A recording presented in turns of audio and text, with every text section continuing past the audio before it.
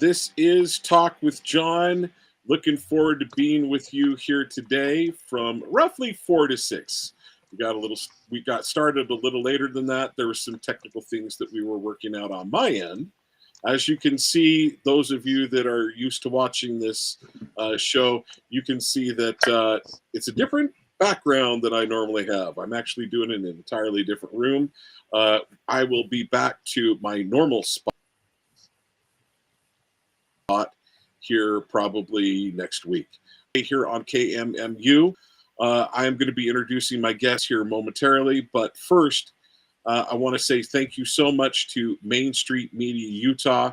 You can find us on Rumble, Twitter, and YouTube, as well as our website, kmmu.org. Looking forward to being with you here today. Let's get this show off to a proper start. I want to real quickly mention, I want to get this show as I normally attempt to get it going by giving out my show prayer. Now, no need to bow your head, close your eyes. This is just the prayer of my heart. I hope my show is a gift back to my forefathers, the founding fathers, and may it be an acceptable token to our Father above. Then, the show mantra. Where there is liberty, there is the Spirit of Christ. Where the Spirit of Christ is, there will be liberty. And the greater the Spirit of Christ, the greater liberty will be.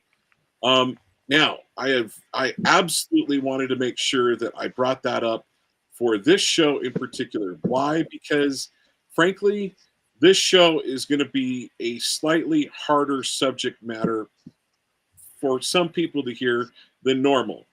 There may be others that absolutely love the fact that we're covering this show topic and this show matter because it is so important that it gets out to the community. In fact, I had a conversation with some newfound friends from Texas who worked on the Chosen set.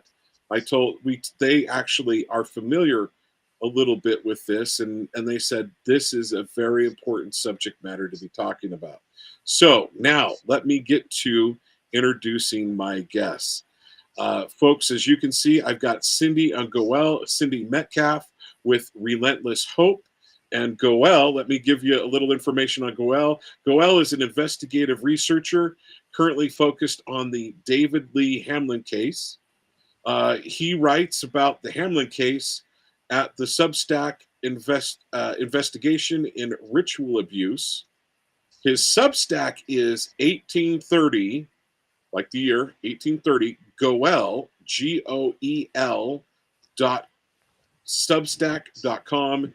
And you spell Goel just like he has right there on the screen. So I want to say thank you so much for both of you joining me. A couple weeks ago,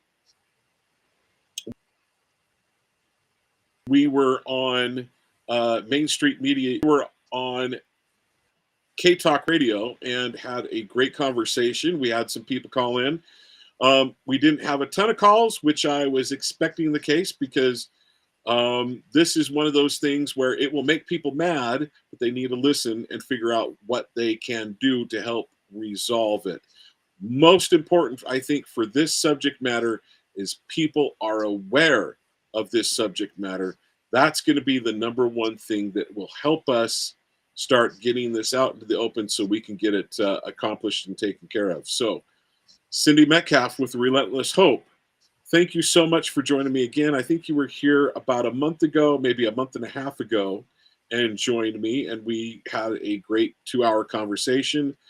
And now we have Goel, who is the investigative researcher that you told us about, and we're going to talk more about the information that you guys have to present to us. So, Cindy, thank you for joining me, and Goel, thank you so much for joining us.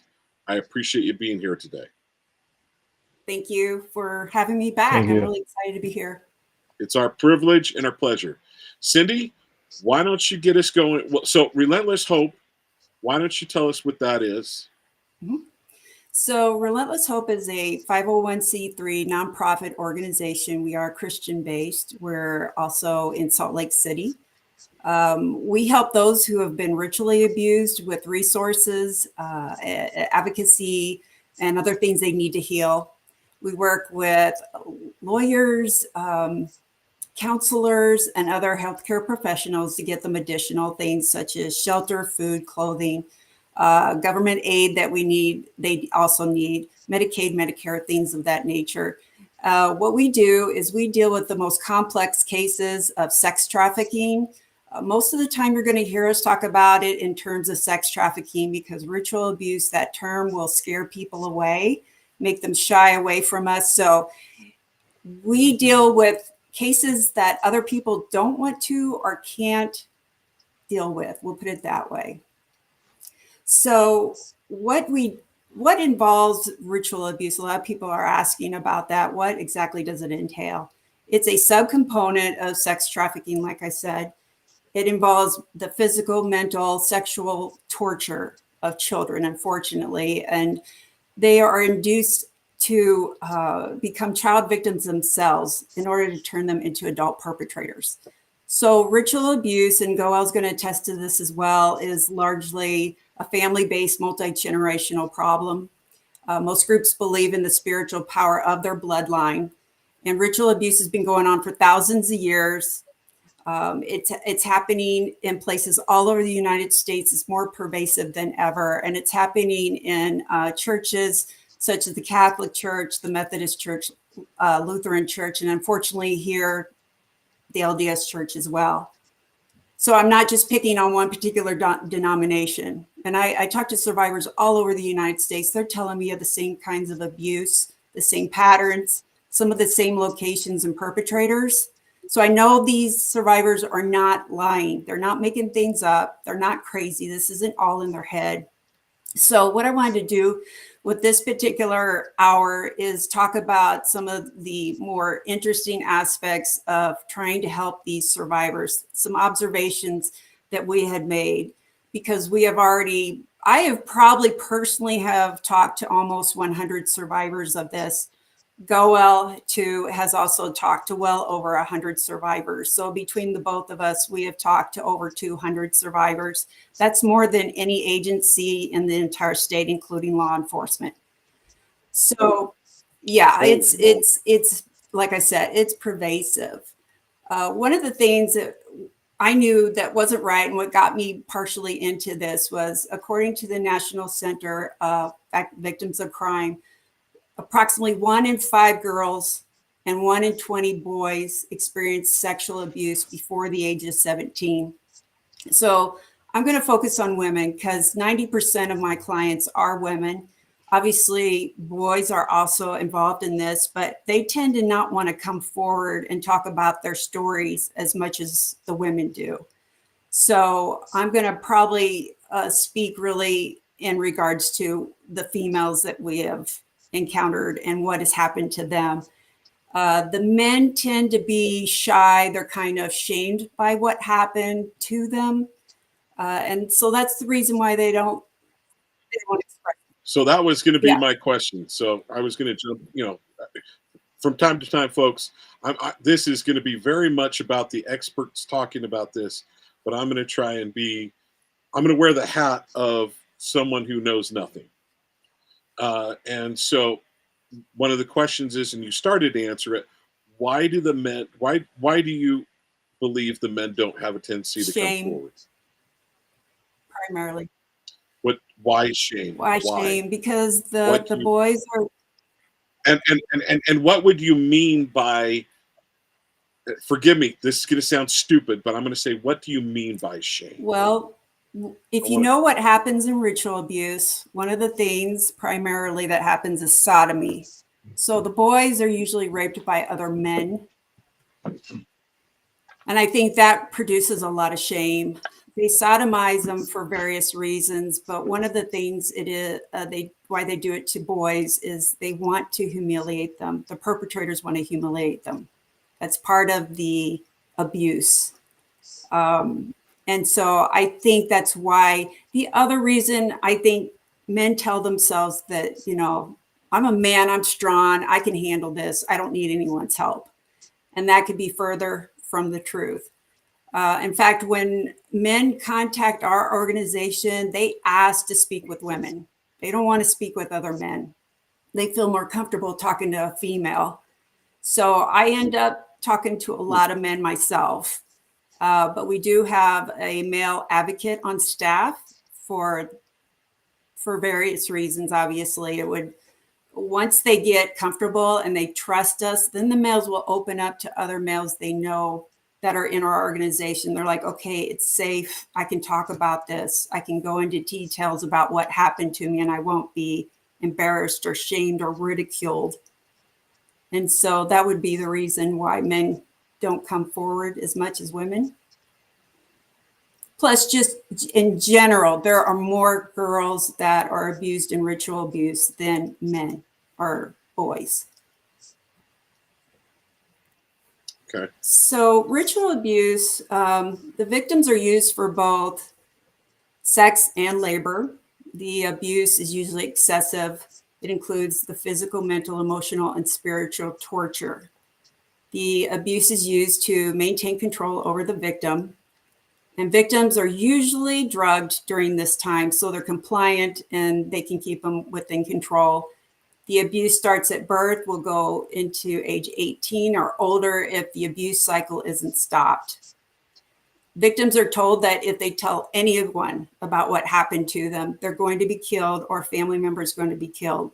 They'll threaten to kill parents and siblings, which is why you don't hear kids talk about this, because they believe when they're being threatened that this is going to happen, because they actually watch it happen before them. You know, they're watching other kids being killed during ceremonies. So there's no reason for them to believe otherwise. What do you, how is the cycle, the abuse cycle, if I remember correctly, you said that unless it's broken, it can continue after 18. Yes. How is that broken? Usually by marriage, or the victim has moved away, gone to college, gotten out of the state themselves, taken a job elsewhere, joined the military, things like that. But a lot of them get married, and those marriages are arranged. So unfortunately, if a female is paired up with another male survivor, it's a very unhealthy dynamic. And what it does is it just kind of helps assure that each one of them are keeping track on each other, that, you know, they can still be caught in that cycle and still be contacted by their handlers and kept in the system. That also assures that if they have children, then those children will also be entered into the system as well. The marriages are arranged, and Goel can correct me if I'm wrong, but they try to keep bloodlines together. So, you know, if Goel wants to talk more about that, but it's really to establish bloodlines and to keep the bloodline pure. It's why they put people together within certain circles too, as well. So let me drill down just a little bit on that. Is one of the reasons why they're also kept in the marriage is so they can have perpetuate the abuse, and that the parents become, the new formed couple become abusers, or they're controlled in feeding the abuse system, or is it both? All of the above. Okay. Essentially, yeah. So they can feed into the abuse. They can be controlled, obviously. Yeah, it's unfortunate. It's unfortunate. What I want to go on to say too is they're told they're going to be killed, but also, in addition to that, recollection of memories doesn't usually present until much later in life. So even though they themselves have been abused as victims within these bloodlines, they're going to not remember until much later, which serves to their advantage because they're trying to ride out that statute of limitations within the state. Statute of limitations clock. Yes. Yeah.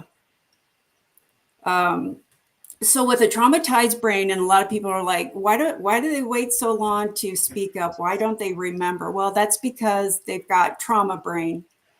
And so when studies have shown, when children have been abused like this from an early age over and over again, they start to actually have cognitive and emotional breakdown. Their brain actually starts to detract. They have fewer brain activity waves going on. So in the prefrontal cortex, they're going to have cognitive problems because of there. They're going to also have memory problems there. The temporal lobes within the brain, and I'm going to show that to you later. I don't know. I'm going to be explaining that a little bit later on. But there's medical reasons for why they don't remember what happened to them until years later. The other thing is they're being drugged, and they're using drugs that help squelch memories. So what I've been told is a lot of times they're used like morphine and ketamine together. The street drug name for that is Special K. And that not only erases the memories, but it also does a really good job of keeping those memories squelched for a very, very long time. There are other kinds of, obviously, drugs that they're going to use. Sometimes they sprinkle the drugs on food items that they prepare for these kids, or they put the drugs in a drink. And some kids have also said that they've been injected with drugs. So that's how they get them to be compliant and to forget, at least for a while. So the aftermath of ritual abuse are many, as you can imagine. The vast majority of my survivors have experienced nightmares, flashbacks, crippling insomnia. They almost all have dissociative identity disorder. This is classic for ritual abuse survivors. And DID, go ahead. For my listeners that don't know what associative whatever it was you just said, the dissociative identity disorder. Yeah. So what that is it's formally known as multiple personality disorder, and it's characterized by a person's identity being fragmented into parts.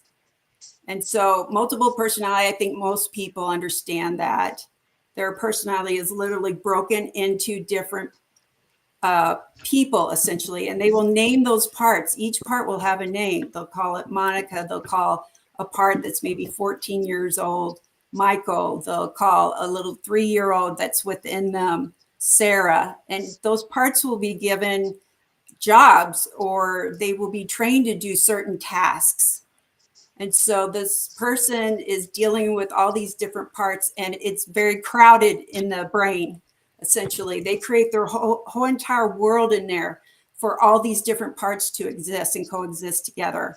And there may be one core person that's in charge of all those parts, but sometimes parts take over and they're in the driver's seat at times. So it makes it tricky. In addition to that, survivors have PTSD, depression, anxiety. Some of them are diagnosed with bipolar or schizophrenia. There's physical problems. Some of them have broken bones, but primarily you're going to see survivors have problems with bowel issues because they've been sodomized. And so that creates disturbance in the colon. It stretches it out. It causes hills and valleys where there shouldn't be. And so it's hard to push a bowel movement through that. And so that causes a lot of distress and pain in the abdominal.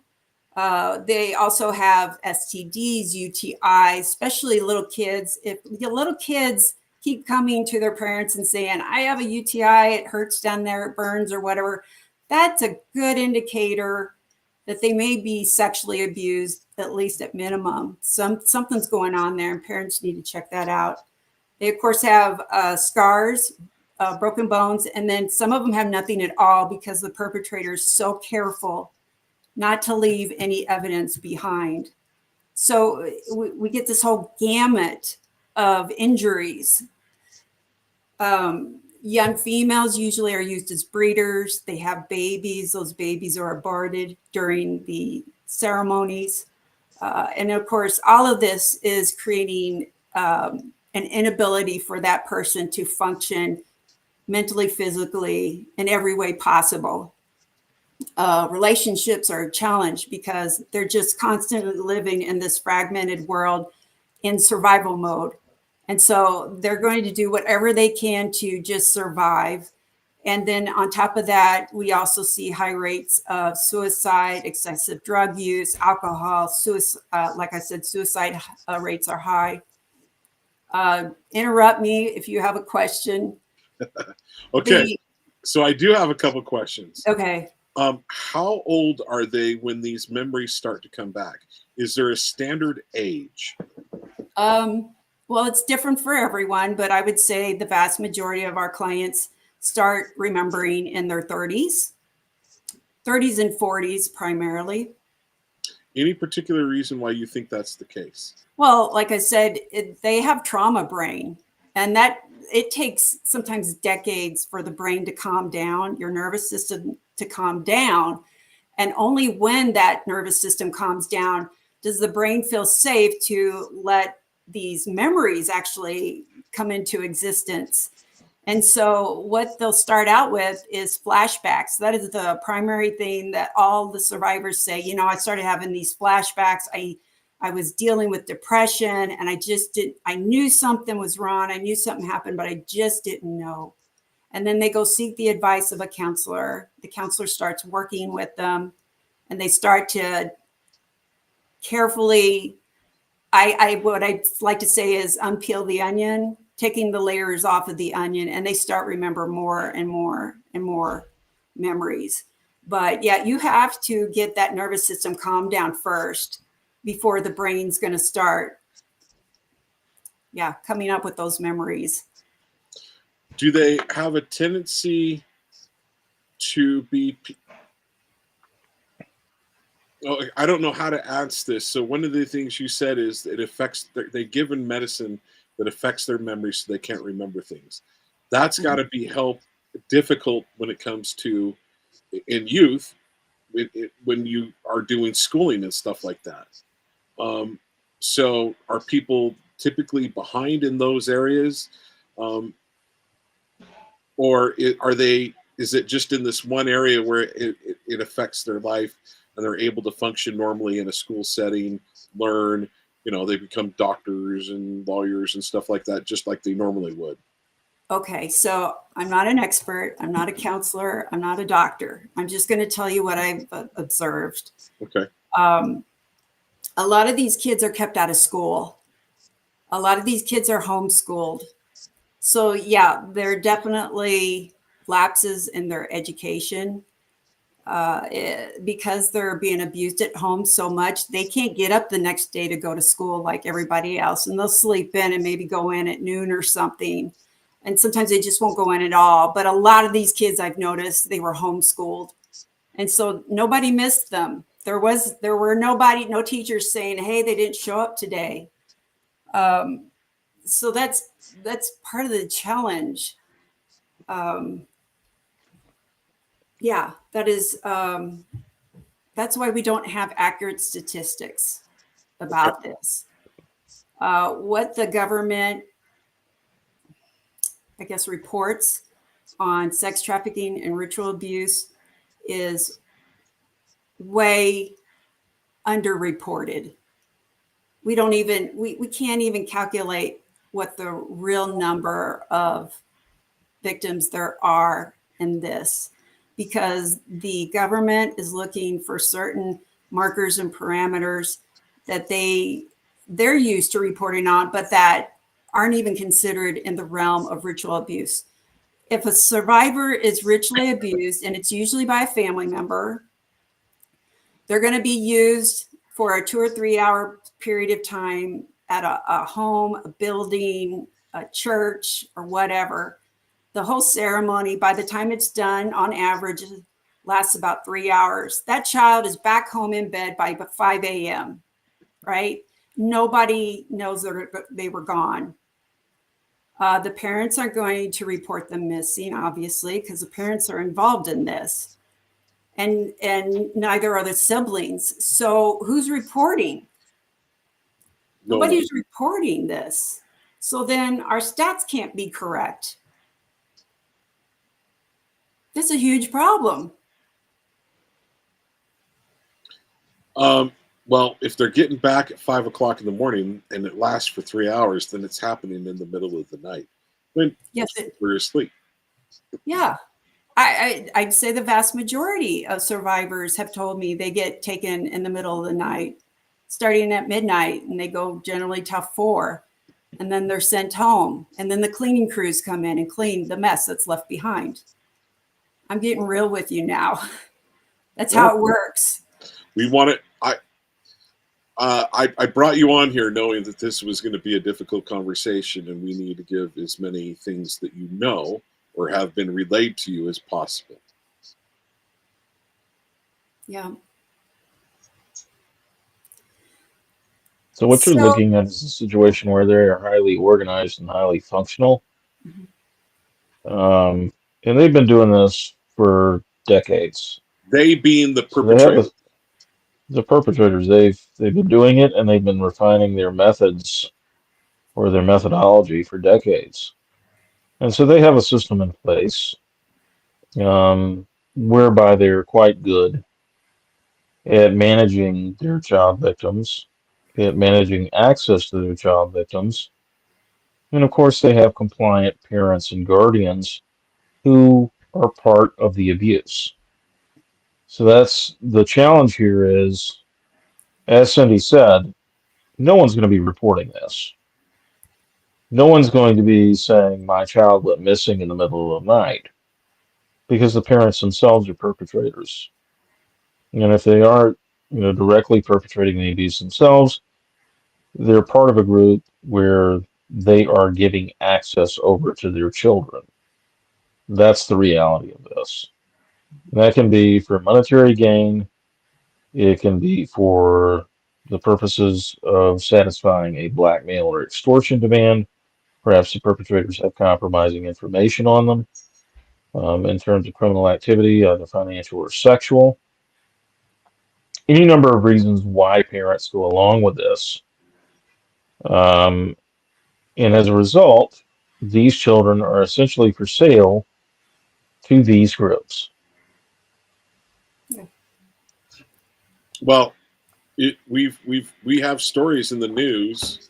There was a political story, I want to say, of a CNN producer or something along those lines who got a mother and a daughter and flew out the daughter and mom to him so he could do his nefarious deeds to the daughter.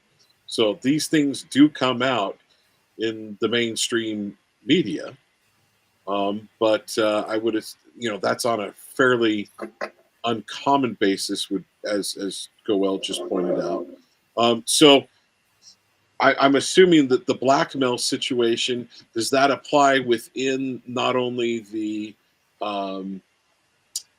does it not only apply to the families that are involved generationally, but also people bringing in new outside blood or something along those lines? And of course it does. I mean, it's criminal activity. And so anytime you participate in it, you are compromised from that point forward. They own you, Right. whether you actually join the group or not. So this goes to consensual sexual behavior between adults who have perhaps been like recruited by the group. Now, they would be engaged in adultery. They would be engaged in any number of extramarital or premarital offenses that could have ramifications for them in the form of excommunication or disfellowship within the church. And so, based on the fact that they strongly believe that their eternal salvation or their eternal place is at stake, they might be inclined to go along with, gradually greater and greater compromises where it comes to their child's safety. And of course, each of these steps along the path results in more extortion material, more blackmail material for the parent. And so gradually these groups will walk the parent and the entire family down that path to where they are just completely compromised. Even if they want to leave, even if they want it to stop, they would be at a loss to do so because, they've committed so many illegal acts or so many immoral acts that this group would have the ability to leverage those acts against them in the future, threaten them with consequences if they try to buck the system. So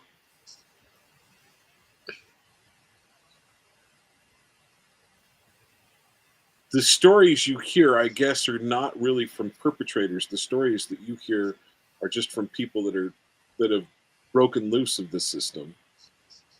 Is that correct? That's not the case. I mean, many of these children in the Hamlin case, the Hamlin daughters implicate themselves in everything from murder to participating in the sexual abuse of other children. So it isn't just their victim statement in the form of an accusation against the adults who were involved. They detail their participation in the acts of the group. Now, they were children, and the argument is that they were forced and therefore less culpable. But Katie Hamlin, for example, she admits to murdering a client of her family's child prostitution business. She stabbed him to death, and that's a confession by a victim to a homicide. Her and her sisters implicate themselves in the murder of babies and young children as part of the sacrificial ceremonies or ordinances of their family group. So yes, they're both victims and perpetrators of crime, and that lends credibility because they're not just accusing other adults; they are detailing how they themselves committed crimes as members of this group. So what we're looking to do as part of this conversation today is talk about a specific group, um, because we have, as been shared with me before, we have victim statements to police, um, actually statements that have been made in court, and because you guys have the information in front of you, I don't want to necessarily say who those people are because I don't want to get them wrong. How old were these young women when they came forward and talked to the police? The Hamlet girls. So the vast majority of them were in their either their late 20s. So two of them would have been in their late 20s. The others would have been in their 30s. So 1980 is when Rachel Lee Hamlin was born. She would have been between 32 and 34 years of age during the 2012 to 2014 Hamlin case. She did come forward earlier in the late 90s, as well as the early 2000s. In total, by my count, there were at least seven different opportunities for law enforcement to arrest her father for the various crimes that he committed, and yet they failed to do so. So, in a court of law, in the divorce case, in the custody hearing for David and his ex-wife Roselle Hamlin, the court found by clear and convincing evidence that he had sexually molested his two eldest daughters, Rachel and Eliza, for an extended period of time. The court found by clear and convincing evidence that he had administered peyote to all four of his daughters, and that is a controlled substance. There is no interpretation of religious liberty that would permit you to administer a controlled substance, a hallucinogen, to your children as part of your exercise of your religious beliefs. And yet, he was not prosecuted. He was not convicted. 2012 to 2014, before he was arrested, the Provo police had him on a tape line, apologizing to one of his daughters for raping her. That's tantamount to a confession to child rape. And yet they failed to convict him in 2014 when they dropped the charges and dismissed them without prejudice against him, meaning that they could have brought them back against him in the future, but they didn't do so. And the two current victims in the case are children in those neighborhoods, or they were children in those neighborhoods during the time that this abuse was occurring. And what we're looking at is a situation where Governor Spencer Cox for reasons that I will leave others to speculate about, basically kneecapped the case when he appointed the special prosecutor Ryan Peters to a juvenile court judgeship in Provo. Um, since Peters was the only deputized special prosecutor, the Hamlin case is effectively without a prosecutor, and it is in limbo. Okay, so couple questions.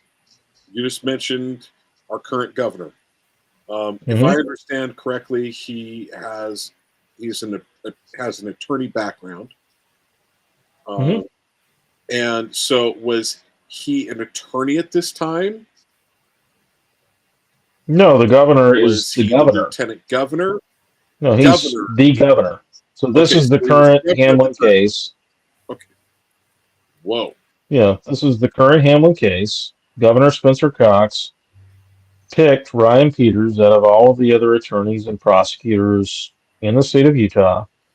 During the time, Ryan Peters was the sole deputized special prosecutor for the Hamlin case. Originally, the Hamlin case would have been prosecuted by the Utah County Attorney's Office, but at the time the charges were being brought and the criminal referrals were being made by the Utah County Sheriffs, the issue was that David Levitt, who was an alleged accomplice of David Lee Hamlin, Just was the Utah County Attorney at the time. So I'm not sure if it's on your end. Cindy, did you hear it? There's like a metallic message. Yeah, there's heavy static on Goel's side. Okay, so Goel, let's try that. Let's try it again. And if for some reason that doesn't go away, let's disconnect and have you disconnect and then reconnect right away. Okay. So folks, I'm getting new information to me. I had not heard this about Spencer Cox, about a special prosecutor being appointed. Okay, so I am going to have him. So forgive me, I am going to be interrupting Goel, so I'm going to try to get up to speed. Apparently, this is some of the information you just found, which is it's important that we've got new information coming in and we get it out. All right, so Spencer Cox appointed. Do you have a rough timeline of when he appointed that special prosecutor? He didn't appoint it. Sean Reyes did, who was the state attorney general. So if there is a conflict of interest. Goel, let me hit the timeout real quick. Let's have you disconnect and then reconnect. Kind of interesting how it's happening just to him and not to the rest of us. Now, don't get me wrong, might not be nefarious in any way, shape, or form, but we're going to have Goel disconnect. He is disconnected. And then he will be back in just a moment. So, all right, let's see if we can get him back and establish a good connection. Apparently, my producer brought him in, and then I put him out trying to put him in. Okay, Goel, you there? Let's test the sound connection. Yeah, I'm here. Can you hear me? Okay, great. We're back to it. Yes, we're back to a better connection. Go ahead, Goel. So Sean Ray. Okay, so now, yeah, that my producer says that was odd. Oh, very odd. Let me tell you. Okay. Let's say. You gonna hear me? I can hear you, Goel. Okay, so you can hear me now. All right, from the there top, may you'll be have a slight delay, but yes, we can hear you. Okay.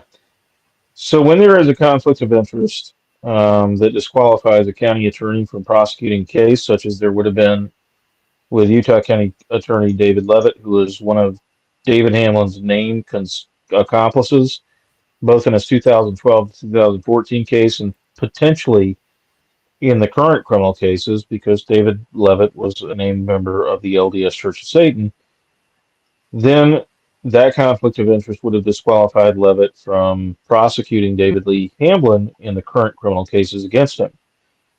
Therefore, Sean Reyes, the state attorney general, would have had to deputize another attorney, either a private attorney or a county attorney, to serve as the prosecutor.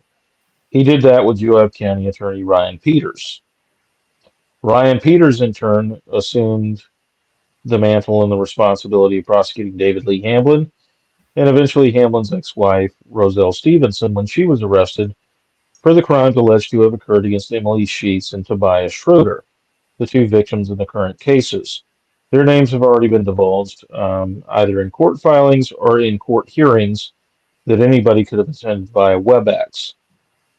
So, as Ryan Peters began prosecuting the case, in October of 2023, Governor Spencer Cox, in his infinite wisdom, decided that Peters would be a qualified nominee for a juvenile court judgeship out of Provo, I believe in the 4th District. He nominated him to it. Peters accepted that nomination. He was confirmed to that judgeship, and as a result, there was no prosecutor left to prosecute the Hamlin case because Sean Reyes had not deputized anybody else. Therefore, on his way out, Geauga County Attorney and Special Prosecutor in the Hamlin case, Ryan Peters, filed a motion to transfer the case back to Utah County on the grounds that David Leavitt, having lost his re-election race, was no longer the Utah County Attorney's office, and therefore the conflict was no longer present. It would transfer back to Jeff Gray. Judge Roger Griffin out of American Fork, who is the judge in the current case involving David Lee Hamlin and his alleged victim, Emily Sheets, ruled against that motion. He struck it down.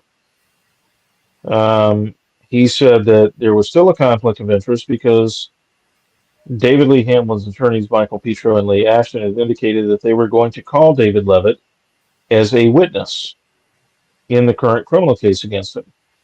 He also cited the presence of people in the Utah County Attorney's Office who were potentially biased against Leavitt, even though Leavitt was not a criminal defendant in the current case. He was at most a witness. So, in effect, Judge Roger Griffin's ruling kneecapped the case. There is no active prosecutor. Additionally, this also paralyzed the second case involving a male victim by the name of Tobias Schroeder out in Manti under Judge Mandy Larson, who has been remarkably deferential to Judge Griffin. She has always followed his original rulings in the American Fork case in her own courtroom, even though it's a separate case. As a result, Judge Larson decided to hold off on ruling as to whether or not Utah County attorneys could take up the mantle of prosecutor in her case until the Utah County Court of Appeals issues its ruling, because Jeff Gray, the current Utah County attorney, filed an interlocutory appeal in the current case out of American Fork to challenge Griffin's ruling that he and his office could not serve as prosecutors for the Hamlin case out of American Fork before Judge Roger Griffin. So this is starting to get a little complex for my little mind. So did Gray, the Attorney General, Utah County Attorney, the Utah County Attorney Gray, did he try to pick up the case and was told that he couldn't? Or did he? Yes. Ryan Peters, the Geauga County attorney, on his way out, filed a motion to transfer the case back to Utah County. He said that there was no longer a conflict of interest because David Leavitt was no longer county attorney, which is true. Judge Griffin rejected that argument, denied his motion to transfer the case back to Utah County and Jeff Gray and his staff of prosecutors on the grounds that Michael Petro and Lee Ashton, who were David Lee Hamlin's defense attorneys, had indicated that they intended to call David Leavitt as a witness in the current criminal case against David Lee Hamlin. He said that this presented a conflict of interest because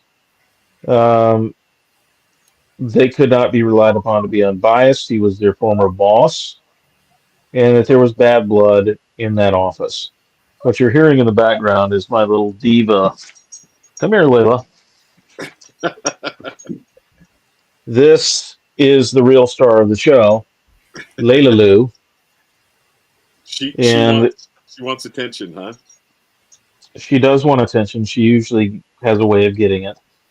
But as I was saying, Judge Roger Griffin rejected the motion to transfer the case back to Utah County.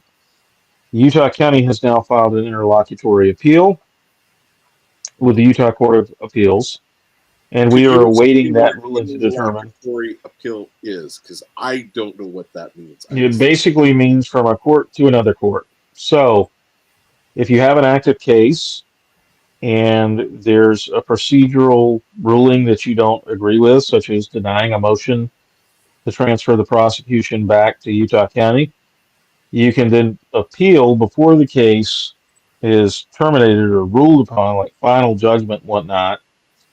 You can appeal in the middle of that case to another higher appellate court in order to get a ruling about that particular decision by a trial judge, which is exactly what Jeff Gray did in this case. And we are all waiting with bated breath to see what the Utah Court of Appeals does in the Hamlin case as far as ruling whether or not Utah County can assume prosecution of the Hamlin case and the Hamlin case can go forward.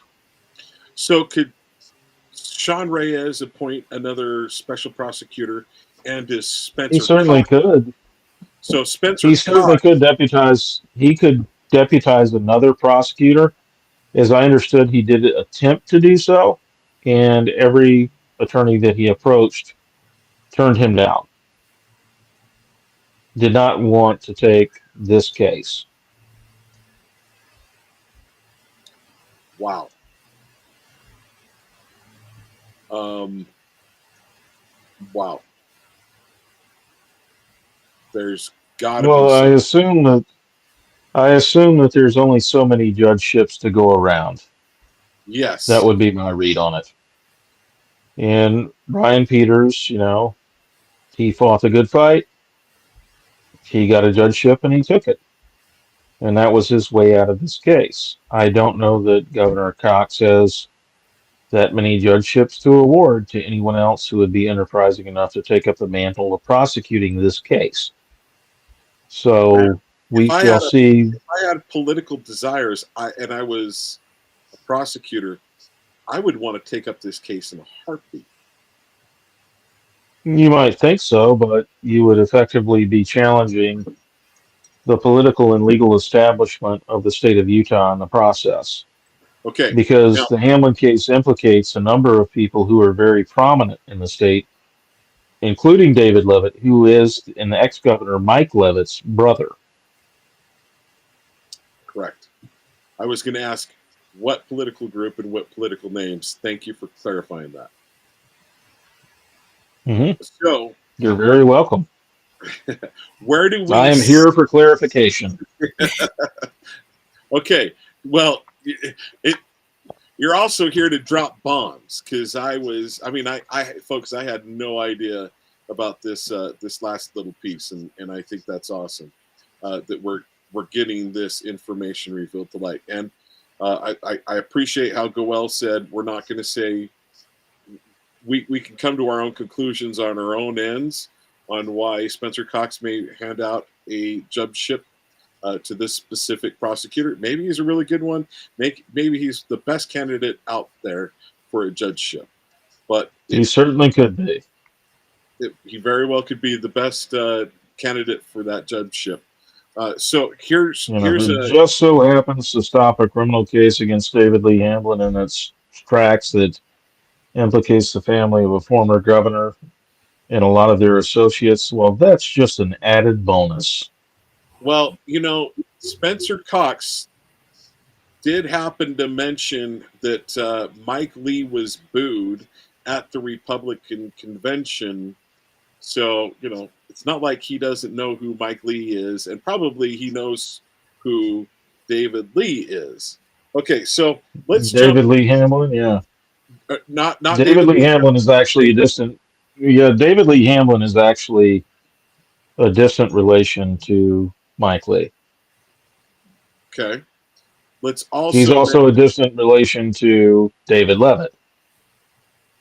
And so David Levitt has had, so the court case with the two people that you mentioned, and I should have wrote their names down. The woman and the man. Are they? I'm assuming they're adults now. Is that correct? Of course, they're adults. Yeah. Um, who are they naming? So David Lee Hamlin is the perpetrator that they have named in these cases. Is that correct?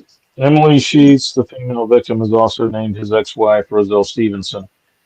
Um, so the allegation that Emily Sheets is making is that she lived in the same neighborhood as the Hamlins, down from their street in Provo. Uh, that is accurate. I confirmed that early on in the investigation.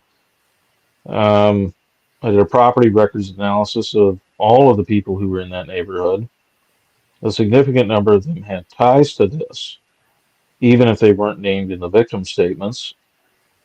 And the reason I did that was because in the victim statements, the Hamlin sisters alleged that these members of the LDS Church of Satan move into neighborhoods where they're safer to practice their religion. And the way that they do that is by moving into neighborhoods where their group has an existing presence. So when you look at the neighborhoods where they moved into in New York, in Utah, whether Provo or Spring City, other names in those victim statements pop up. Other named perpetrators are their neighbors in those exact areas. Okay. So we've named Spring City, we've named Provo. We haven't mentioned on this program that some people named Juab County, some things happened in Juab County. Where do we want to go from here? Because, like I said, folks, I'm going to be along for the ride on this one. I thought that from the beginning. I'm finding out more now that I'm even more along for the ride than I thought I was, because this is new information to me, which I'm grateful for. So let's continue on. Where do we go next? Where do we go next is I continue to do the legwork in terms of investigating this and trying to flesh out more witnesses, more evidence, which can then be turned over to law enforcement and to civil attorneys representing victims of these people, so that they can be criminally convicted and also um, either forced into civil settlements for the damages that they caused to their child victims who are now adults, or subjected to ruinous civil judgments that would financially cripple their ability to continue to evade culpability going forward for both the criminal and civil wrongs that they have committed. So how do David? So you said that David Levitt's a member of the Church of Satan. He is allegedly a member of the Church of Satan. Sorry, much better verbiage, much better, cleaner verbiage than what I. According to the Hamlin girls, he raped them on multiple occasions. He and his wife, Shalom Levitt, retained the services of their father, David Lee Hamlin, who was a clinical psychologist at the time, because one of David Lee Hamlin's side businesses was training children to comply with ritual abuse. And so David Shalom Levitt, for obvious reasons as members of the group, had an interest in learning his techniques for controlling their own children and getting them to comply with the ritual abuse that is a featured practice within the Church of Satan. And so they retained his services. They came over, they had the Hamlins over for dinner, and David Lee Hamlin held a demonstration in the Levitt's living room in their home in Nephi, in which his daughters performed sexually for the Levitts and for their parents, in a demonstration of the techniques that David Lee Hamlin had perfected to get children to comply with ritual abuse. Now we have these statements from the Hamlin girls, and are they in the trial for Hamlin, or are they just in the police statements that you have found? Because So they're in the victim statements. There were 8 in total that were released as part of the grammar request back in 2020, and you're looking at a situation where all of these, well, actually 2022, but what you're looking at is a situation where they made detailed statements spanning hundreds of pages, did not contradict each other over the course of those 8 victim statements, did not tell any or did not write out any obviously disprovable allegations, because I went over those with a fine tooth comb. As a Latter day Saint, it was hard for me to believe that you had a group who was actively committing homicides and sexual abuse of these children throughout all of these families. There's 5 pages worth of names in those victim statements. I went through all of it. I indexed it. Um, it was hard for me to believe that they would have been able to pull this off and evade detection and evade culpability over a 30 and almost 40-year period. So I was skeptical initially in August of 2022 when I came across this due to a private client reaching out through their attorney to retain my services, and like, I want to know if this is credible or not. And I told them probably not. This just seems absurd. You had allegations of human sacrifice, allegations of cannibalism, allegations of child rape, allegations of child sex trafficking. You had any number of things that were alleged in there, and apparently these people are walking down the street with corpses in Spring City to another member's pottery business where he has a kiln where they're disposing of the bodies by burning them. And they're doing this in the early hours of the morning after ceremonies. It seemed incredibly reckless to me, like no one noticed anything. No one noticed these men carrying bags to Joe Binion's Horseshoe Mountain pottery at, the early hours of the morning, um, and said anything to him about it or asked any questions. The issue that I found was that it appears that Spring City is a hotbed of this activity and has been for some time. As the Hamlin girls tell it, their family group was the second Church of Satan Council in Spring City. The original was run by and dominated by another family in Spring City, the Allreds.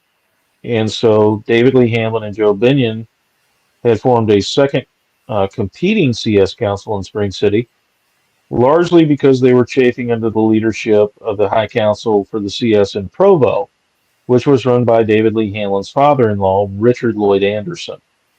He was one of the leaders on that council. Um, and Richard Lloyd Anderson was a stickler for method and process. He followed, quote, the letter of the law. David Lee Hamlin told his daughters, I follow the spirit of the law. Well, Richard Lloyd Anderson did not agree with his son-in-law's innovations on CS doctrine, which included combining Native American religion as well as CS other forms of stands belief. for Church of CS. Satan. Okay, thank you. Okay. So he didn't agree with the fact that his son-in-law was combining other forms of belief with CS doctrine. So in order to be free of that, David Lee Hamlin would go down to Spring City on the weekends to be with his family who lived in a house in Spring City. He stayed behind in Provo during the week to work out of his home office at their residence in Provo. The weekends he would go down to Spring City where he could be free from the eyes and the supervision of his father-in-law and others on the Provo CS Council. And he could conduct his innovations with CS ritual and ordinances as he saw fit. He and Joe Binion were allegedly of like mind.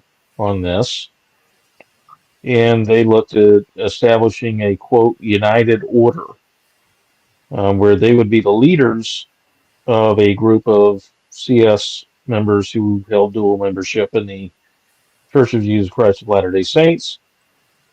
Um, they would obviously live communally, deed their property over. If you're aware of like LDS history, that's what United Orders were. But David Lee Hamlin and Joe Binion would be the leaders of this United Order branch of the CS in Spring City, and they would also be able to combine their fascination with Native American religion and peyote, roll it up into the Church of Satan's doctrine and practices to create kind of their own innovative variation on that theme.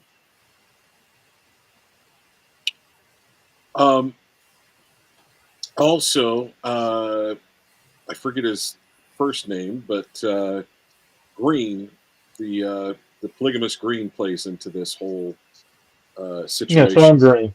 So David Levitt supposedly brought a boy, quote, from the Greens, end quote, to Spring City for ACS ordinance. Now, David Levitt has, as I've gone through his court records, one Green who he has an association with, and that's Tom Green, who he prosecuted while he was Juab County Attorney. Tom Green's ex-wife alleged that David Levitt had shown up to Tom Green's house, sat at his kitchen table, and told him not to worry about the prosecution, that it was going to be a test case to get polygamy legalized in Utah.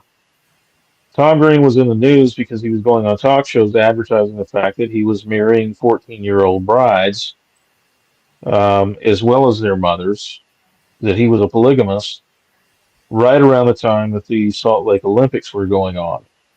So he was obviously a public relations disaster for the state of Utah and Mike Levitt, who was the governor at the time. So David Levitt stepped forward to prosecute him. He prosecuted him for 3 counts. One was bigamy, one was criminal non-support, because his wives were on welfare, or his ex-wives. He would marry them and divorce them to stay in compliance with the law, but he wasn't paying any child support, so that's criminal non-support. And the third one was child rape, because he had transported his stepdaughter. He was married to her mother. His stepdaughter, named Linda Coons, he had transported her over international boundaries to Mexico, to Las Molinas, a polygamous enclave, where he was sealed to her in marriage. He consummated the marriage with her and got her pregnant. And at 14, she had his child, his first child with her. He was not prosecuted for trafficking, which is exactly what bringing a minor to Mexico to marry her and have sex with her is. He was just prosecuted for child rape. In total, he served around 6 years on all 3 charges before he was released. Adult probations and parole, I believe, is what it's called, AP&P, had recommended that he have restrictions placed on his release, that he not be allowed to be around his children or his wives and whatnot unsupervised. The probation board rejected all of those recommendations. They let him be released without condition. He moved into a quadplex, a set of 4 residences side by side, where he had access to all of his children, his ex-wives, and his current wives, really. They may have been divorced civilly, but they were still living with him. I talked with one of those ex-wives, who was a child when she married Tom Green, and she told me that Tom Green had started coming into her and her sister's room when they were just 12 years of age, like 11 and 12 years of age, and he had begun molesting them a full year, 2, 3 years before he had married them and impregnated them. So he was a serial molester, and he's the only Green of any note that shows up in David Levitt's past. And supposedly, according to the Hamlin children, David Levitt procured a, quote, boy from the Greens for a CS ordinance. That boy was brought to Spring City by David and Shalom Levitt, and he was later murdered by the group in Spring City during a ceremony. Now, the thing about polygamous children that you have to understand, we have a phenomenon in Utah called the Lost Boys. And these are these boys who are in polygamous groups who have no official record of their existence because they were home births. There's no birth certificate. There's no social security number. There's no official record that they even exist. Now, a lot of these boys wind up on the streets because they're kicked out at a certain age because they're in competition with the older males in the group for child brides. So once they outlive their usefulness for labor trafficking, like free labor, and once they're in competition with the older males for child brides, they get kicked out and they're homeless. And when they try to access government services and get help, since they don't have a social security number or any record of their birth, they don't officially exist. So we know that these would be the perfect children for a trafficking operation. These would be the perfect children to sell to groups like the Church of Satan. In addition, if there's any child who is born with a deformity, either on a reservation or a polygamous group, according to the Hamlin girls, those were two of the major sources um, of children that the CS accessed for their ceremonies to abuse and to murder. Meaning the polygamous groups and a reservation. You want to Indian mention reservations, yeah. just Indian reservations in general, or specific Indian reservations? Did they mention? They don't name specific Indian reservations, but we know that David Levitt has adopted at least one child off of the Northern Cheyenne Reservation in Montana, that there is a possibility that he has adopted others. Um, so my goal in this is to hammer out exactly what he did and which other reservations he may have drawn children from or adopted children from. But yes, we are working on that. The most likely candidates are the Northern Cheyenne Reservation of Montana because we have an adoption that he performed legally there, and we have a reason to believe that there is an Indian reservation in the northern part of Arizona on the Utah border that he has drawn children from. I'm currently in the process of substantiating that. Um, but yes, I mean, it does corroborate what the Hamlin girls are alleging in terms of where this group got children from. It is plausible due to the reasons that I cited. These children don't officially exist. They were home births. There's no record of their birth. There's no social security number. They don't exist. Their own families are the ones selling them into trafficking operations, such as those run by David Levitt. And as a result, no one's going to look for them. No one's going to miss them. They're expendable. Um, where does so we have David Lee? Where does David Lee Hamlin. or David Lee Hamlin? Sorry, David Levitt and David Lee Hamlin.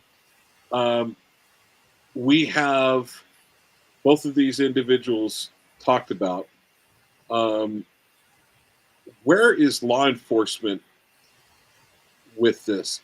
Have you spoken with law enforcement? Have you spoken with I have sources within various law enforcement agencies that I've cultivated over the year and almost year and 10 months that I've been working on this. And generally speaking, they have a problem with David Levitt in particular. In a year and 9 months, I haven't heard a single person in law enforcement or outside of law enforcement who had a single positive thing to say about David Levitt. Not one. What I have heard from law enforcement is that David Levitt dismantled the prosecutors who specialized There's a special victims unit within the Utah County Attorney's Office. These were prosecutors who specialized in nothing but sex crime cases. David Levitt dismantled that unit. In addition, one of the quotes that is attributed to him, he said that the victims of ritual abuse, their cases should be worked out within the family. And the problem with that is the family is where the perpetrators live. There's no working that out. But what he told law enforcement, what he told his subordinate prosecutors is, we're not going to prosecute these cases because this should be handled in the family. I mean, the absurdity of that is obvious. But in general, he acted to block sex crimes prosecutions over and over and over again, whether it was ritual abuse or non-ritual abuse sex crimes. That stood out to any number of law enforcement professionals and prosecutors as something that was extremely odd about his tenure as county attorney. He just did not want to prosecute sex crimes cases. Okay, so one thing that I can, on some level, back up. I was a candidate for a state delegate 2 years ago, along with being a state delegate this current go around as well. And I went and spoke. So I would go to these candidate meetings, and a lot of times they would have both state delegates as well as county delegates at these meetings.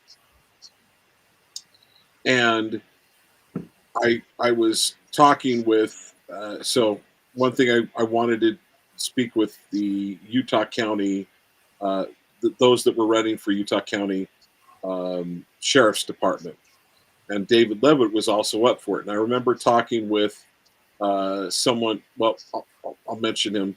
I wound up talking with Jason Preston, and initially I was for David Levitt because often it's who's coming after you. You know, if there are people coming after you that are more rhino, shall we say, if the establishment's going after someone, I kind of want to lean to. I automatically lean to who they're going after. And I was able to talk to one of the. I talked to. There was a group of sheriff's deputies standing around, and I asked them in regards to David Levitt, and they said, "Well, what do you?" And they I can't remember exactly how the conversation went about, whether I asked them or they asked me, "What do you think about David Levitt?" And I said, "Well, I'm kind of leaning towards him right at the moment, to be sincere." And they're like, "You really ought to reconsider that." One of them said, "If you knew what I knew about David Levitt, you would not vote for him." So that was one of the top. He wasn't just like a new deputy. He was a seasoned vet within the sheriff's department. I don't know his name. I don't know specifically what title he had, but it was a group of sheriff's deputies that were standing around talking to one another when I asked him, and that was the first indication that I was. And he said, on top of that, he goes, "We have sexual abuse allegations that we can't take. David Levitt is not working on. We have to take those to the FBI." And I was like, "Oh." And that was the first sense that David Levitt was not above board. So that was information that from my personal experience, going off of my personal memory, that I can speak to a little bit what you're saying. I'm not necessarily saying that corroborates it. I think on some level it does, but it gives another perspective that this audience can go, there are some things that I'm able to verify what Goel is talking about, and the fact that Goel is on here talking about this. All of the information that Goel talks about is coming from victim statements and things that he's been able to investigate. I know that Goel and I have had conversations off mic, off air, and Goel, one thing I will say about you is you have never said, well, I think that's probably most likely true. You've said, I can't verify that. I don't have information to that case. So that is one thing that I'm going to give Goel very much in his category, that he is very clear on what he can substantiate and what he can't. All right. So I hope you don't mind me sharing that. I know that was, I took a That's couple, fine. but So, basically, I deal in absolutes. And to some extent, Cindy does as well.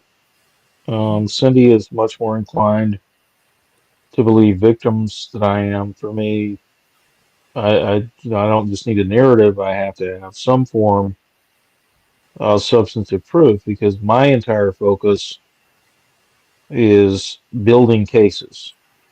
So the goal is to build a criminal or a civil case that can be handed off. And the closer I can bring that to conclusion, like to being at its end, the more likely it is that a civil attorney will take the case because it's easier for them. They don't have to make a huge investment of time and money. They just have to see, oh, these I's are dotted and these T's are crossed. Same thing with prosecutors. Sex crime cases are revenue negative, which basically means that they cost to prosecute. And so the closer you can bring this to conclusion before you hand it off to a prosecutor or an attorney, the more likely it is they're going to do something with it. And because you're making their job easier. So that's my focus. Cindy's focus is providing services to victims to help them heal and recover and be able to integrate back into society again. There's two different focuses and obviously two different standards of proof that are involved. Obviously, Cindy doesn't want to make false allegations. I work with her on that in terms of like, okay, your victims have these allegations. Let's take a look at what the evidence is before we go public with anything. If there's something there and I can help them, absolutely. But in the meantime, Cindy's focus is let's get these people into therapists for, like the various modalities that clinical therapists and licensed clinical social workers use for victims of ritual abuse to help them heal and help them recover.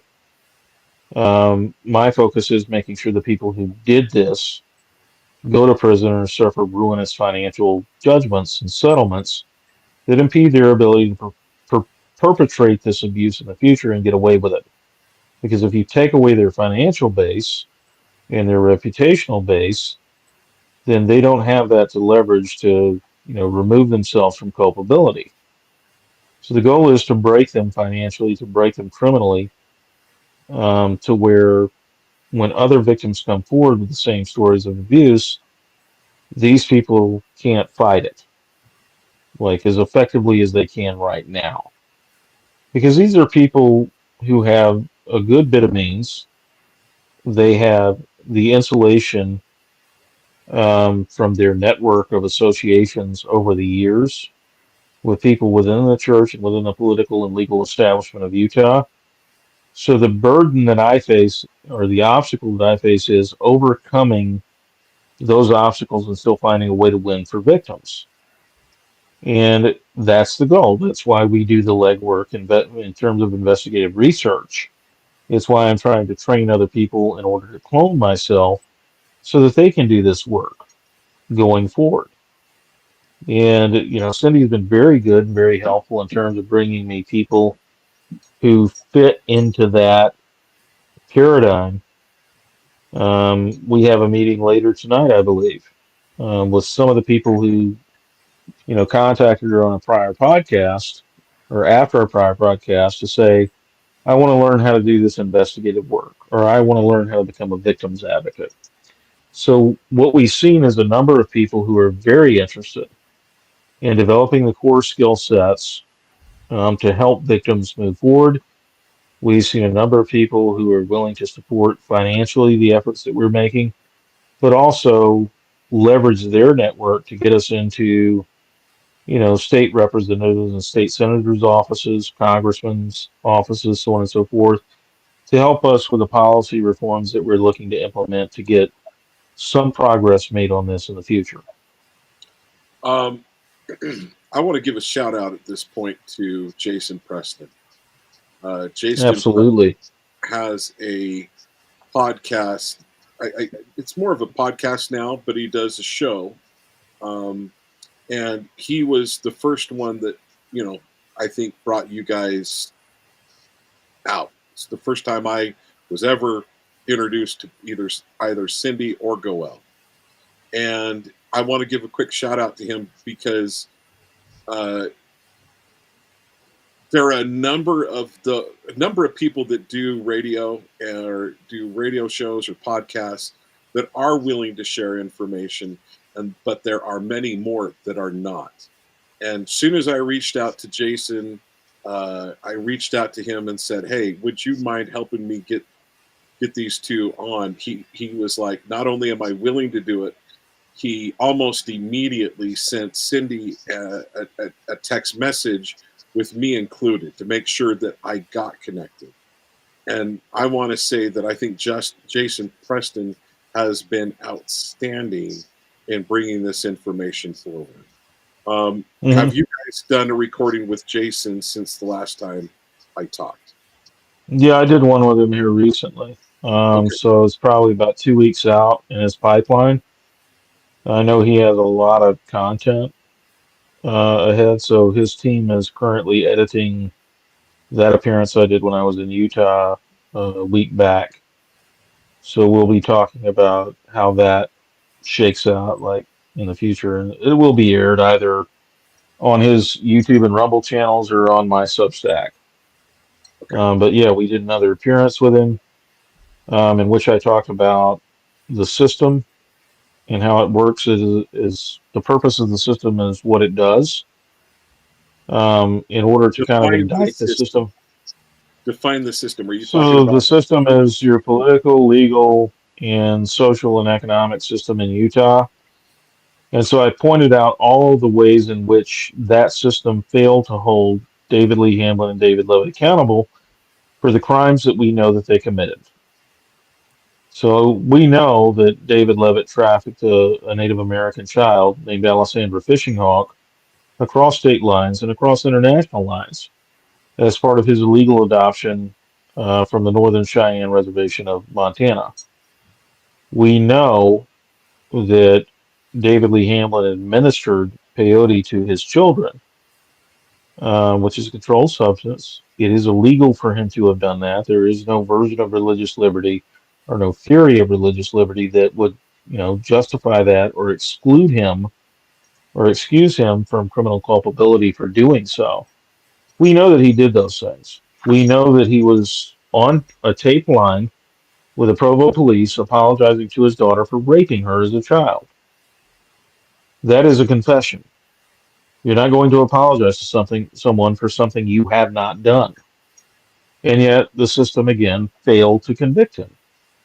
We know that in 2003, in his divorce trial, the court found by clear and convincing evidence that he had sexually abused his two eldest daughters, Rachel and Eliza. The court did not examine the allegations against his two youngest daughters, Catherine or Katie Hamlin, and his youngest daughter, Miriam, um, because the court did not not allow them to be called to testify. And on top of it, David Lee Hamlin wasn't seeking visitation or custody of Catherine Hamlin at that point. He was only seeking visitation and custody of his youngest daughter, Miriam. So we know that you've got a court of law finding by clear and convincing evidence that this man raped two of his daughters. This man administered a controlled substance to two of his daughters. And in both instances, the Utah County Attorney's Office declined to prosecute. Like, that's a court of law. That's not me saying it. That's a court of law in his divorce. who felt it was sufficient to deny him custody, who felt it was sufficient to enter that into the record and say, you sexually abused for a long time your two eldest daughters. They examined their credibility and they said, we find their allegations credible. We find that these allegations have been deemed credible because we have an independent expert in the court who has talked to both of them, who has issued his findings to us, and we believe them. And yet he wasn't prosecuted. And at that time, with regards to the sexual abuse allegations, I believe that was like the fifth time that his children, or that a court had found that he had sexually abused another individual. He lost his license to practice clinical psychology in the state of Utah because he was stripped of his license for having sex with his patients and trying to convince them that it was part of their therapy. He Okay. admitted to doing this. So patients, you're saying patients plural. You're not speaking Yeah. of his daughters. No, we're talking about patients of his clinical therapy practice who were sexually abused in his offices in both Provo and Spring City. Were these children or adults? Tobias Schroeder was 5 years old at the time. Like, as I understand it, Tobias Schroeder was molested in another state by a teenage boy who was the son of one of his parents' clients. So his parents used to build these ceramic ovens for like wealthy clients. His father was a craftsman, an immigrant from like East Germany. And so he immigrated to the U.S., got set up in Spring City, settled down with his family. Most of his children were adults at that point. But Tobias went with him and his wife out of state to work on that project. When he finished, the clients wanted to take him and his wife out to dinner to celebrate. And so they left their children in the care of the teenage son of those clients. That son then molested Tobias. When they got back to Utah and back to Spring City, they realized that something was wrong. When they realized what it was, that their son had been sexually molested, they went looking for recommendations for a clinical psychologist. Joe Binion, the alleged Church of Satan Punisher for the second CS Council in Spring City, he recommended David Levitt, or David Lee Hamblin, to Tobias Schroeder's father and mother. And they retained David Lee Hamblin as their son's clinical psychologist to treat him for the abuse. David Lee Hamblin then allegedly sexually abused Tobias Schroeder in his office during those sessions. This is consistent with the stories that two female patients told about David Lee Hamblin at his divorce trial. They testified against him as to his sexual abuse, the fact that they had been sexually abused by him when he was their therapist. Brett Bluth, whose ultimatum to David Lee Hamblin spurred David Lee Hamblin to confess to Doppel that he had sexually abused his patients and told them it was part of the therapy. Brett Bluth alleged that as a returning missionary, David Lee Hamblin told him that the reason for his homosexual attraction was that he had been ritually abused as a child, that he had revealed this under hypnosis. Bluth says, I was fully conscious the entire time I was supposedly under hypnosis, and I did not make a revelation of childhood sexual abuse or childhood ritual sexual abuse. And so he disputed that when David Lee Hamblin made that claim to him, and Hamblin told him, if you don't accept this, you will continue to be a homosexual and you won't overcome it. This culminated in David Lee Hamblin telling him that the semen of the unrighteous men who had purportedly sexually abused him was still present in his body and was causing his homosexual attraction. And that the only cure for it was that the semen of an unrighteous man be ingested, or of a righteous man be ingested. So he had Brett Bluth perform oral sex on him in his Provo office. And swallow his ejaculate under the theory that this would cure Bluth of his homosexuality by driving out the unrighteous semen from the so-called ritual abusers that Bluth had been abused by as a child. And when Bluth had talked to other patients in Hamlin's practice and realized he was running the same game on them, he and his father, along with Joe Binion, confronted David Lee Hamlin in his office about the abuse. And Hamlin agreed to turn himself into Doppel, which he did. But Doppel never followed up and interviewed David or Brett Bluth. Doppel never followed up beyond the patients that Hamlin admitted to abusing. They never went beyond those patients to examine whether Hamlin had abused any of his child patients or whether he had examined other adult patients in his practice. It was all very neat and tidy in the end.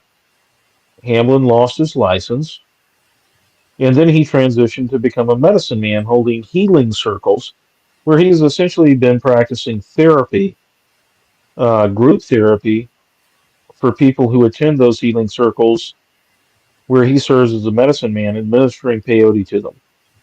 And many of those people have significant sexual and physical trauma from childhood abuse.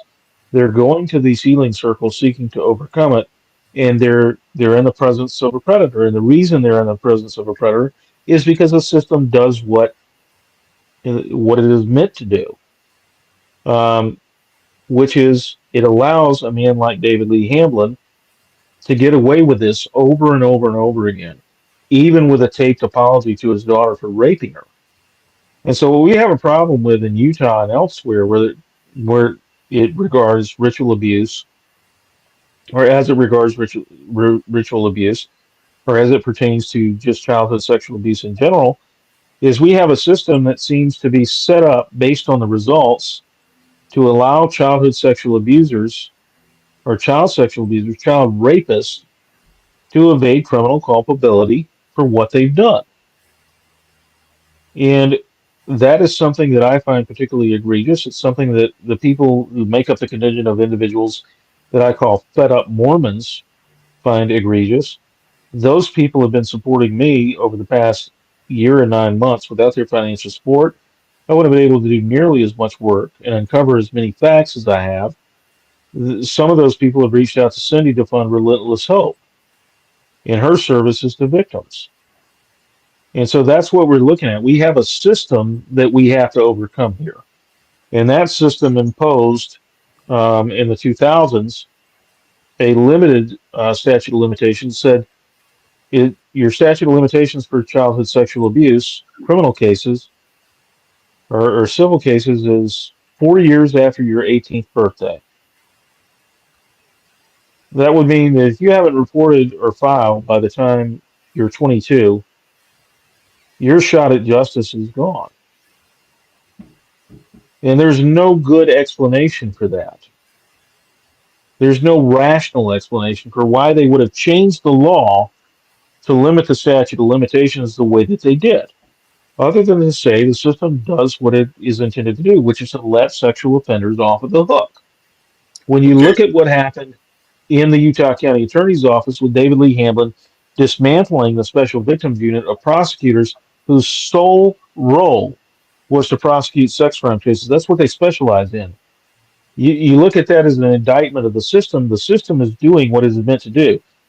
David Levitt, as Utah County Attorney, obstructed the prosecution of multiple sex crimes cases, not just the ones involving ritual abuse. And it was something that stood out to prosecutors who worked under him in his office. It was something that stood out to law enforcement. As you said, they were telling you that they had to refer those cases to the FBI because they couldn't send it to the county prosecutor because he wouldn't do anything about it. And what that says about the system is set up to enable these people to get away with raping children and raping other adults. Okay, so here's my question to you. David Levitt is no longer in involved in Utah politics. In fact, to my understanding, he's no longer in the United States, period. No, he fled to Scotland where he bought a castle with his wife Shalom. It's not Gary Castle. They have an Instagram account that you can follow along with, and you can see the videos as they renovate that castle.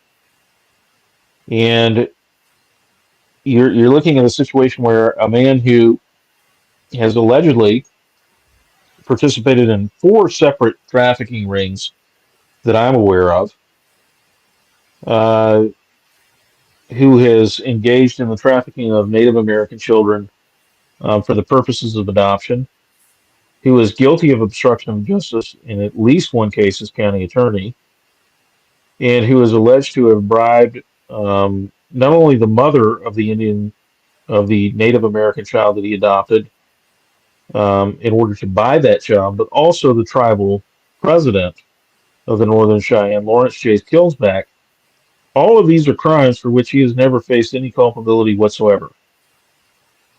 And the apparent reason for this is that he's 11 and he's free to operate in Scotland, renovating a castle with his freedom and also with that child whose biological father, Gary Valenzuela, is still trying to get his daughter. Gary Valenzuela and his mother, Teresa Valenzuela, have never given up on getting custody back of Alessandra Fishing Hawk, who is Gary Valenzuela's daughter. And under federal law, the Indian Child Welfare Act, he or Alessandra's grandmother, Mary Madison Top, who was her maternal grandmother, they were the ones who should have had custody of Alessandra Fishing Hawk. But David Levitt swooped in, and for an alleged $30,000 bribe to Tona Fishing Hawk, Alessandra's mother, or an alleged $30,000 bribe to Lawrence J. Killsback, the tribal president of the Northern Cheyenne Tribe of Montana, and an additional unspecified bribe to Alessandra's mother, Tona, he was able to basically purchase a child off of the reservation 7 days after she was admitted into the custody of the Rosebud Emergency Lodge. By law, there is a year term before that child, as a Native American child, an enrolled member of a Native American tribe, can be surrendered into an adoptive or foster placement. That's federal law. And even then, people with Native American ancestry, Native American bloodlines who are her relatives would take precedence over a non-Native American like David Levitt. And yet, they didn't follow federal law. 7 days after she was surrendered, he shows up on the reservation to demand to take custody of her. Tribal Social Services cites federal law in the form of ICWA, the Indian Child Welfare Act, to deny him that. He walks into Jace Killsback's office, and hours later, he walks off the reservation with Alessandra Fishing Hawk illegally in his custody. He then spends the next 4 years, or the next 3 years actually, engaged in an adoption that is illegal in the courts in Provo. Those courts have no jurisdiction under ICWA. The adoption of enrolled members of a Native American tribe is exclusively the jurisdiction of tribal courts. And tribal courts would have to transfer that jurisdiction to a non-tribal court, such as the district court in Provo. They never did that. There is no record of that. And even if they had, if there's a bribe in place, David Levitt is still guilty of multiple crimes. And the adoption is therefore illegitimate. What we have here, and what I'm fighting for here, is a biological father in Gary Valenzuela who never sold his daughter to David Levitt, and who has been sitting here for the better part of 7 years trying to locate and obtain custody of his daughters. Because the daughter that David Levitt was able to buy from her mother, who is a drug addict and an alcoholic with a rap sheet that dates back to the early 2000s. I've talked to members of the Fishing Hawk family who say that they have the bank records that show payment to Tona Fishing Hawk for Alessandra Fishing Hawk, that she sold her child. Her own family is saying that. I've got the record, the booking release form, where Tona Fishing Hawk who was a fugitive from the law because she jumped her probation. She was arrested in Oklahoma on a domestic violence charge. She was in jail for over 100 days on that conviction. On the booking release form, she lists as her emergency contact David Levitt. And the record shows that she made a phone call to a number associated with David Levitt, and she told him where she was. He was still the Utah County Attorney at the time, the chief prosecutor and officer of the court, and therefore under a legal obligation to file extradition to extradite her from Oklahoma to face culpability and the legal consequences for violating her probation in the state of Utah. Because in 2019, she was arrested for possession of methamphetamines, possession of heroin, possession of drug paraphernalia, and felony child endangerment because she left her drugs out where children could get to them in her mother, Mary Medicine Top's house. And initially, there was another prosecutor on the case, but then it was transferred to American Fork, where David Levitt appears on the paperwork as her prosecutor. And he never disclosed in that case to the court that he had an obvious conflict of interest because he was still in the process of finalizing the illegal adoption of her daughter, Alessandra Fishing Hawk, who he allegedly paid her to surrender to the Rosebud Emergency Lodge so that he could buy her. That's the level of what we're dealing with. That's the system that we're up against. Anybody else would be in prison for that. So here, let me ask you this: have we gotten rid of one bad actor, and do you think that this system is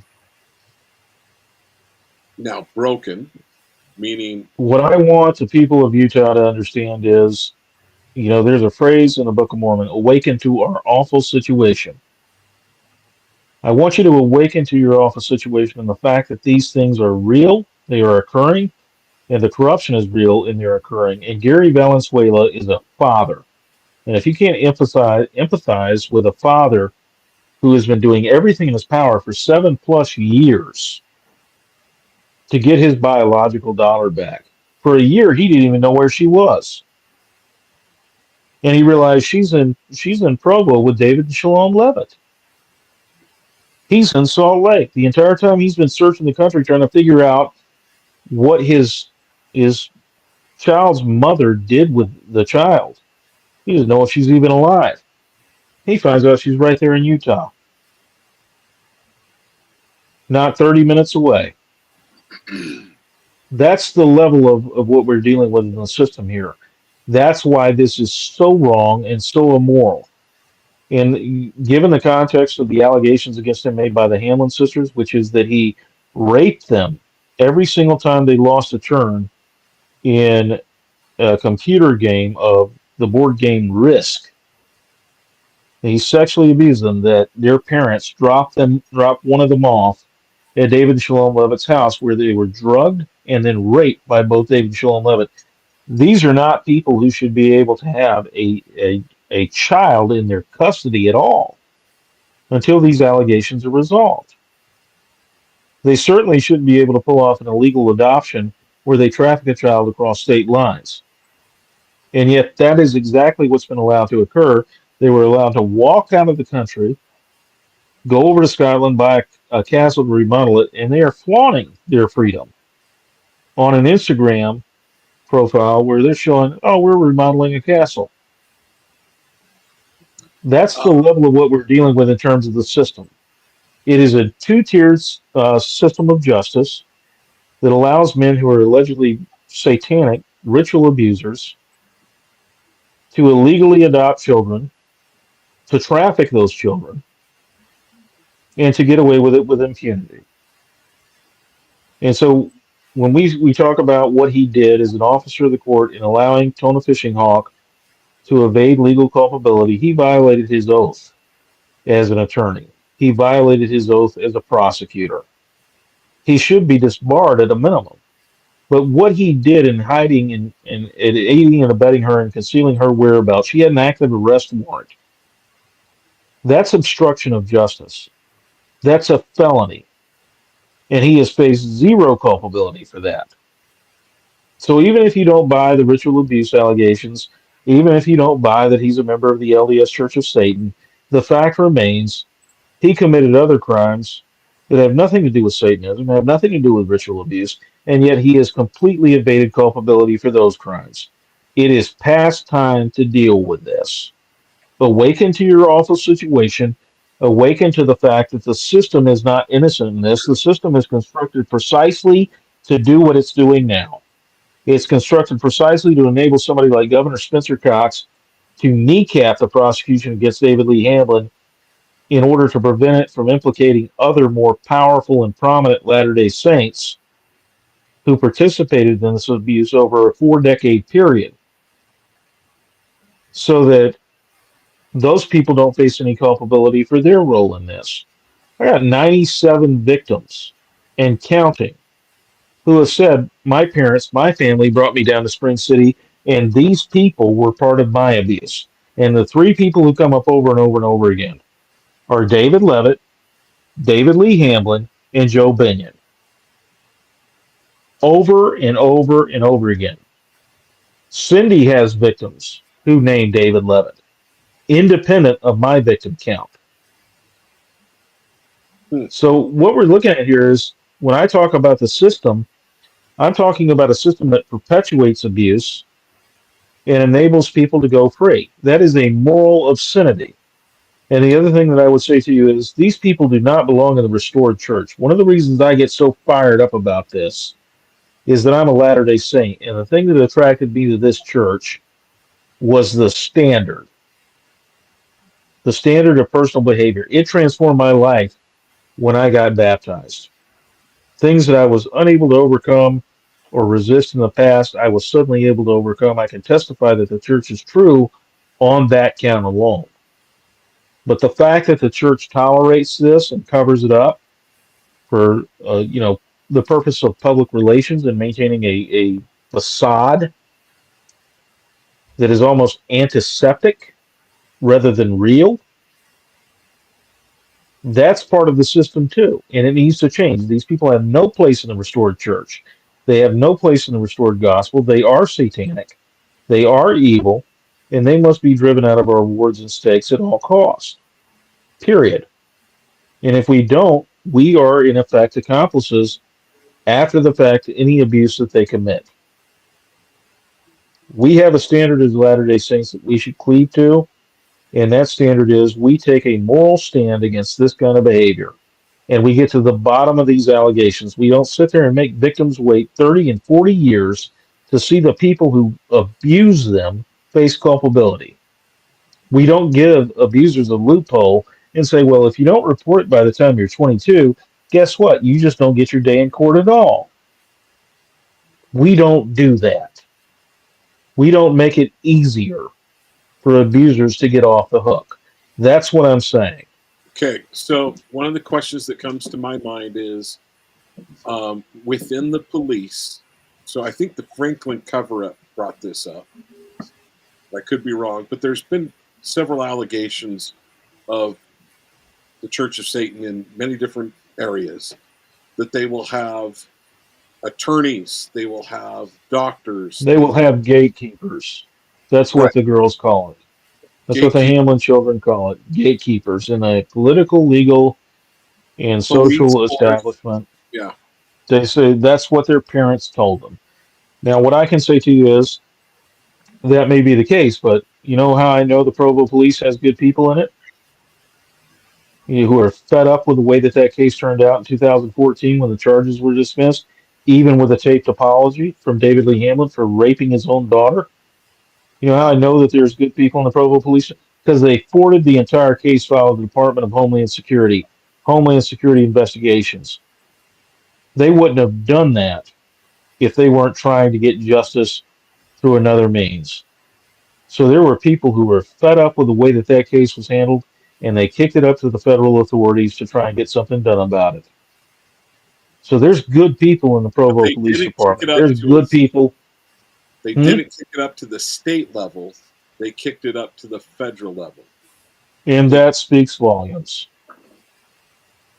I think it does. The reality of it is the state level is when you look at a county level prosecution, it says the state of Utah versus. So county prosecutors are in effect the state of Utah. So there's an explanation there, but the bottom line is the Attorney General's office also declined to prosecute in the Hamlin case. So they kicked it up to Homeland Security Investigations, where it bounced around for a few years. It eventually was assigned to Special Agent Adam Koneman and an analyst who was fresh over from the Defense Intelligence Agency named Noel Ingalls. Ingalls and Koneman began working the case, and they came up with a few novel strategies after they had talked with the Hamlin sisters and the children of another family that was implicated in ritual abuse, the Badsgard family. And one of the strategies that they hit on was to subpoena the sex abuse hotline of the Church of Jesus Christ of Latter-day Saints, run by Kurt McConkie, the church's law firm. Essentially, that church represents them in all of their sexual abuse cases and counsels them on how to proceed. So they were going to subpoena that hotline to see if what these victims said could be substantiated, that they had reported their abuse allegations to the sex abuse hotline and nothing had been done. That would implicate the church in liability. Now, what we call a TBM, or a True Blue Mormon, by the name of Brandon Crane, who was another special agent, he got wind of it, and he went over their head to their boss, the ASAC, the Assistant Supervisory Agent in Charge, Steve Andres. Steve Andres, at the behest of Brandon Crane, then pulled the Assistant U.S. Attorney off the case. Without an Assistant U.S. Attorney, you're not going to get a subpoena, you're not going to get a warrant, and you're effectively in limbo. COVID hit, so they couldn't travel to interview victims. They couldn't go out and collect evidence because all federal travel was frozen. You're working from home remotely. And by August of 2020, Koneman and Ingalls were off the case. Koneman and Ingalls were both harassed as a result of their work on this case, as I understand it. I've talked to multiple law enforcement sources who corroborate that. Koneman was transferred out of the HSI office in Salt Lake to San Angelo, Texas, which is a demotion. His career trajectory is effectively over. He's as high as he's going to go. Noel Ingalls eventually resigned. When he resigned, the Office of the Inspector General filed a complaint against him for misuse of a government computer. That investigation and that into that allegation stretched out over 2 years. It was dismissed at the beginning of this year, but not before OIG took that case and that allegation as a criminal referral to 2 U.S. attorneys, one in Wyoming and the other one in Utah. Both U.S. attorneys declined to prosecute, which should tell you how weak their case was. It looks like retaliation because it probably was retaliation. Ingalls has filed a whistleblower suit. And so he stands to uncover quite a bit if that whistleblower suit goes forward and he doesn't settle out of court. There stands to be a day of reckoning for people like Brandon Crane and others. But I have it on good authority and good faith from law enforcement sources that the original target of this ritual abuse investigation was in fact David Levitt, and that Mike Smith and his men were told to stand down in the current investigation as it pertained to David Levitt by the Department of Homeland Security. So you got DHS, which ran interference against the subpoena effort to determine whether the victims in the Hamlin and Badsgard cases had reported their abuse to Kurt McConkie's sex abuse hotline, the church's sex abuse hotline, which is run by Kurt McConkie. And now you have a situation where Homeland Security is effectively, by all appearances and by all representations, running interference to save David Levitt from exposure on this. That's inappropriate in the extreme. If David Levitt committed any of this abuse, it needs to come out into the open. And there needs to be an unrestricted investigation into that by Mike Smith and any other law enforcement agencies who want to get involved. Because this spans multiple jurisdictions. So Homeland Security running interference on that, that's just inexcusable. And again, it's another problem with the system.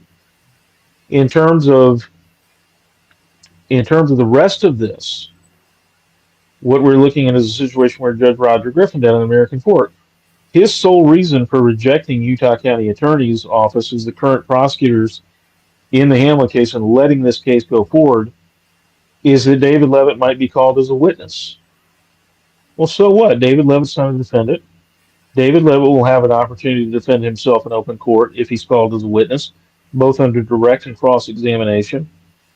David Lee Hamlin's attorneys will be able to present any exculpatory evidence to discredit the testimony of Rachel and Eliza Hamlin, who, by the way, are the corroborating eyewitnesses in the current criminal case brought by Emily Sheets against David Lee Hamlin.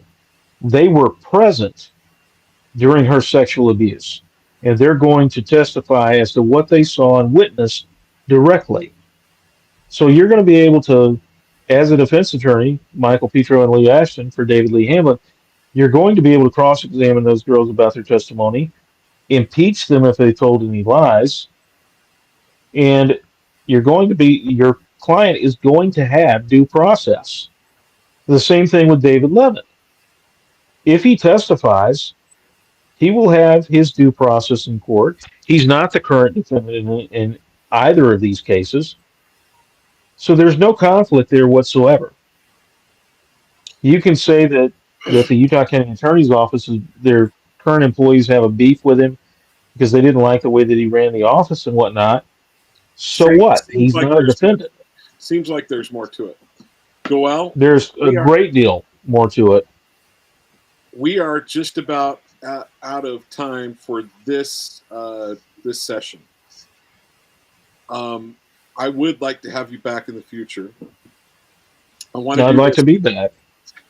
Before we wrap up, Cindy, are there any other thoughts that you want to bring up? Well, there's not enough time, so maybe I'll have to come back as well. So, okay. Cindy, what's your website address and how can people donate? Oh, yes, please. Yeah, so I actually got an easier website. It's called beginhoping.org. And there is a donate button on the top right, and every bit of that money goes directly to helping survivors get the services and the help they need, including counseling, medical care. These people are in desperate conditions. So, yeah, I would appreciate if anyone would go there and help us out. My staff and I, we are all volunteers. We do not take a salary. So I would appreciate keeping us in mind when you decide to spend your donation dollars. Beginhope.com, right? Beginhoping.org. Beginhoping.org. Okay. I want to say thank you both for coming on. Thank you for dropping a couple bombshells on me that you have. I look forward to getting this back on in a few months, and let's see what more has been revealed. Let's hope that some movement is able to happen on this, and that we're able to start getting some people brought to justice for things they've done. So absolutely. Goel, I'm going to give you basically 60 seconds. Any last thoughts? And as my producer said, this is a really tough topic. It is. It's hard to hear. We want to say thank you from Main Street Media Utah to both of you for being willing to come here. These are the type of things that I'm willing to talk about on Talk with John, and I think it's very important. So important that I'll come to you even from not my normal studio area. So Cindy, Goel, unless you have Goel, 30 to 60 seconds to wrap up, and then Cindy, parting comments, and then I'm going to thank you both for coming on today. What I would say to your viewers and whatnot is thanks for watching. If you want to know more about this case, it's 1830-1830 GOEL, Goel at .substack.com, 1830 Goel. Substack.com. That's where I write about ritual abuse in the Hamlin case. Additionally, if you want the system to change, you're going to have to change it. You're going to have to be the change you want in the world. And if you're fed up with this, there are a lot of us who are fed up with it and who want to see something happen to change it. We are currently working on public policy and legal reforms to do just that. And we're also shining a light on this. This is not going to go away. So whether you support me or you support Cindy and Relentless Hope or both of us, we appreciate it. Thanks so much for watching. And if you're out there and you have a podcast or a show of your own, we will go anywhere and talk with anybody about this topic. And Goel, is your Twitter? You're on Twitter, and it's 1830 Goel, correct? Is that your Twitter? I think it's Goel 1830 at Goel 1830. At Goel 1830. Okay, so I'm going to tweet this show out to you as well. Folks, I just want to say, Cindy, any last thoughts? If any of you have family members or friends who are victims of ritual abuse, please have them go to our website or reach out. We have a hotline number that is posted on the homepage. Excellent. Well, thank you both for your time. Thank you, Main Street Media, for being willing to host this difficult conversation, difficult topics. And to both of you, God bless. Even more so to the victims that you guys work with. May the Lord be with you, be able to heal you, and or at least as much as you can in this world. God bless you especially. Folks, this has been Talk with John. We'll be back next week by God's grace. Talk to you then.